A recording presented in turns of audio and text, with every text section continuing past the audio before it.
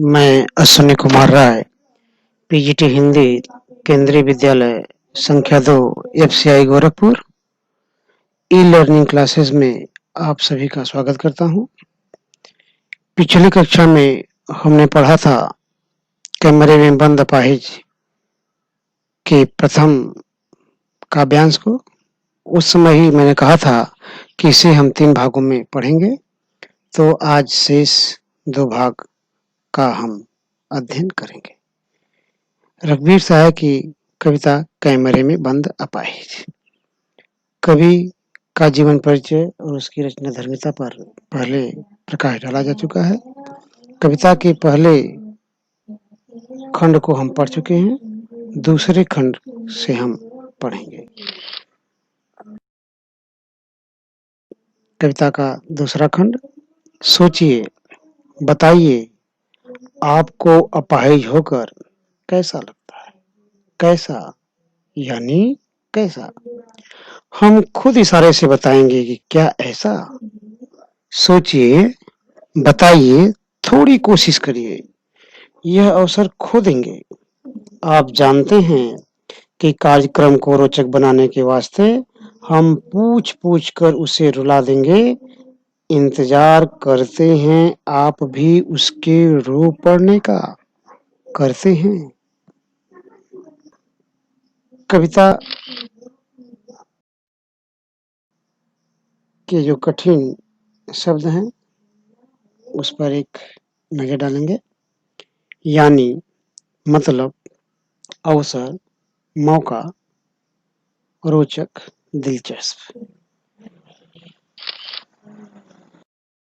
इसका जो सारांश है वो है, एक अपाहिज से बार बार उसके अपाहिजपन से उत्पन्न दुखों के बारे में पूछा जा रहा है। उसके दुखों को कुरेदा जा रहा है जिससे कि कैमरे के सामने वह अपने चेहरे पर उन दुखों को प्रकट कर सके। उस अपाहिज यानी दिव्यांग व्यक्ति के मौन रहने पर कार्यक्रम संचालक स्वयं उसे इशारे से बताता है कि क्या ऐसा? यानी जब संचालक ये देखता है कि वो दिव्यांग अपाहिज व्यक्ति बताने में असमर्थ है जैसा हम पूछना चाहते हैं, तो वो कैमरे के पीछे स्वयं इशारा करता है, क्या ऐसा? संचालक तरह-तरह से उससे अपने मनमाफिक उत्तर प्राप्त करने के लिए उसे प्रेरित करता है। साथ ही उसे इस बात का ध्यान दिलाना भी नहीं भूलता कि यह आपके लिए एक अच्छा अवसर है। अपने दुखों को करोड़ों लोगों तक पहुंचाने का आप सौभाग्यशाली हैं जो आप कैमरे के सामने हैं। आप सौभाग्यशाली हैं जो आपको इतने लोग दूरदर्शन पर देख रहे हैं। कार्यक्रम संचालक का मुख्य उद्देश्य अपने कार्यक्रम को सफल और रोचक बनाना है, न कि उस अपाहिज या दिव्यांग व्यक्ति के प्रति संवेदना प्रकट करना। इसके लिए जरूरी है कि अपाहिज व्यक्ति खोलकर अपने दुख को बताए। इसलिए उससे सवाल पूछ-पूछ कर उसे रुला देना है और दर्शक भी उस क्षण की प्रतीक्षा करते हैं। दर्शक भी उसके रोने की प्रतीक्षा करते हैं। अब हम शिल्प सौंदर्य पर प्रकाश डालेंगे। जैसा कि पहला जब हम पढ़ रहे थे, तभी हमने देखा कि काव्यांश में सहज सरल खड़ी बोली का प्रयोग किया गया है। छंदमुक्त कविता है। यहाँ पर इस काव्यांश में पूछ-पूछ कर में पूर्वोक्ति प्रकाश अलंकार है। ऐसा, खोदेंगे, करते हैं में प्रश्न चिन्ह लगे हुए हैं, जिसे प्रश्न अलंकार भी कहते हैं। मीडिया कर्मियों की हृदयहीनता या हृदयहीन कार्यशैली पर प्रकाश डाला गया है। कोष्ठकों का प्रयोग नई कविता की अपनी विशेषता है। इस काव्यांश से संबंधित प्रश्न उत्तर। पहला प्रश्न, संचालक श्रोताओं को क्या विश्वास दिलाता है? संचालक श्रोताओं को क्या विश्वास दिलाता है? संचालक श्रोताओं को यह विश्वास दिलाता है कि वह अपाहिज से ऐसे-ऐसे प्रश्न पूछेगा कि अपाहिज उसका उत्तर देते-देते रो देगा। लेकिन इसके लिए दर्शकों को थोड़ा इंतजार करना होगा। प्रश्न ख, दर्शक कार्यक्रम में किस बात की प्रतीक्षा करते हैं? दूरदर्शन पर दर्शक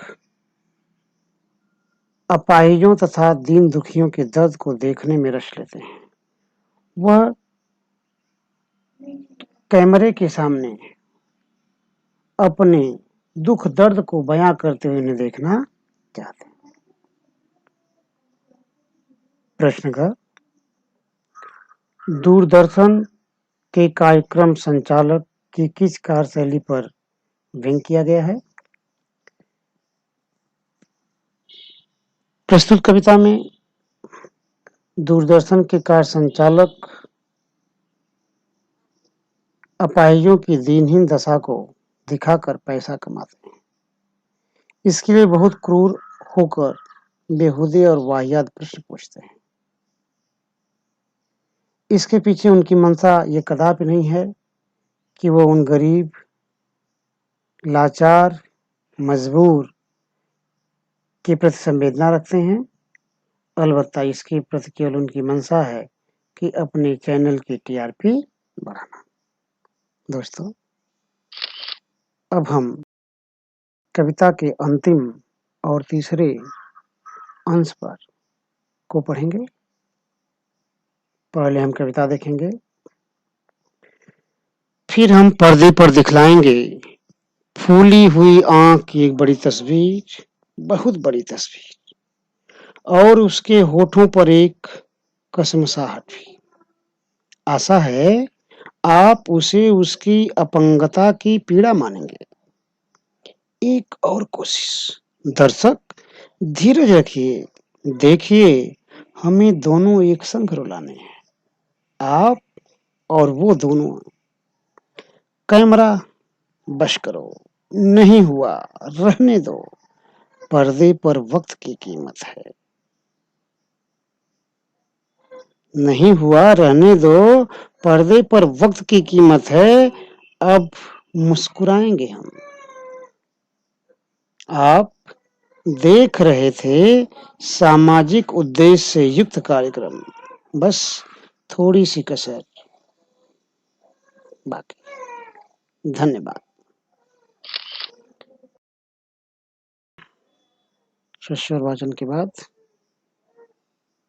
हम इसके कठिन शब्दों पर एक नजर डालेंगे। धीरज, तसल्ली, अपंगता, अपाहिज होना, अब अपंगता को दिव्यांग भी कहा गया, पहले बता चुका है। युक्त, जुड़ा हुआ, कसर, कमी, कसमसाहट, छटपटाहट, सामाजिक उद्देश्य, समाज को बेहतर बनाने के लक्ष्य से युक्त। काठिन्य निवारण के बाद अब हम प्रस्तुत काव्यांश के सारांश या जो भाव हैं उस पर एक नजर डालेंगे। अपाहिज व्यक्ति से प्रश्नोत्तर के बाद संचालक द्वारा पर्दे पर सूजी हुई बड़ी बड़ी आंख दिखलाई जाएगी। उसके माध्यम से वे उस व्यक्ति के दुख को और बड़ा कर दिखलाते हैं, ऐसा उनका मानना है। वे उसके होठों पर बेबसी और बेचैनी का दर्द भी दिखलाते हैं। कार्यक्रम संचालक की यह कोशिश होती है कि वे अपाहिज व्यक्ति के दर्द को इस तरह दिखाएं कि उनके साथ दर्शक भी रो पड़े। और जब इस कोशिश में सफल नहीं हो पाता तो कैमरामैन को कैमरा बंद करने का आदेश देता है। पर्दे पर एक एक क्षण कीमती होता है, उन्हें समय और धन व्यय दोनों को ध्यान रखना है। अपने उद्देश्य में सफल न होने के बावजूद कैमरे के सामने संचालक मुस्कुराएगा और दर्शक को संबोधित करेगा कि अभी आप सामाजिक उद्देश्य से युक्त कार्यक्रम देख रहे थे, लेकिन और मन में ही सोचेगा कि बस थोड़ी सी कसर रह गई। अपाहिज और दर्शक दोनों संग संग रो नहीं पाए।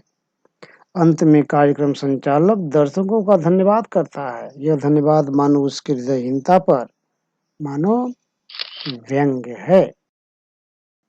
अब हम इस काव्यांश के शिल्प सौंदर्य को देखेंगे। सहज, सरल खड़ी बोली का प्रयोग किया गया है। आपको पहले 2 अंशों में बताया गया है कि कविता छंदमुक्त है। मीडिया कर्मियों की हृदयहीन कार्यशैली को दिखाया गया है। दूरदर्शन के सामाजिक कार्यक्रमों की पोलपट्टी खोली गई है।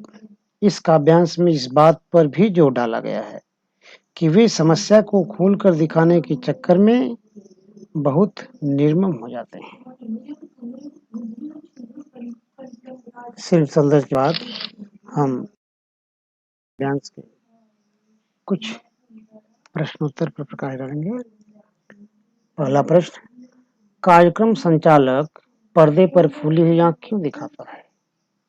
या पर्दे पर फूली हुई आंख दिखाने के पीछे कार्यक्रम संचालक का क्या उद्देश्य होता है?